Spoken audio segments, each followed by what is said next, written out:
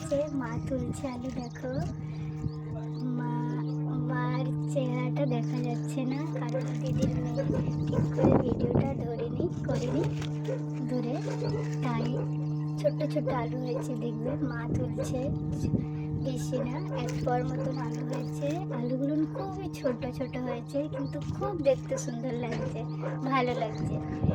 কি আলুগুলো হয়েছে, খুশি হয়েছে যে আলু হয়েছে। আমরা তো ভাবছিলাম হবেই না, হলো। দেখো খুবই সুন্দর লাগছে।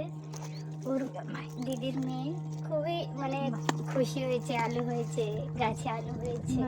পাশে দেখছো যে সর্ষে হয়েছে, বেশি না, একটুখানি হয়েছে, বেশি হয়নি। দেখছো সর্ষে,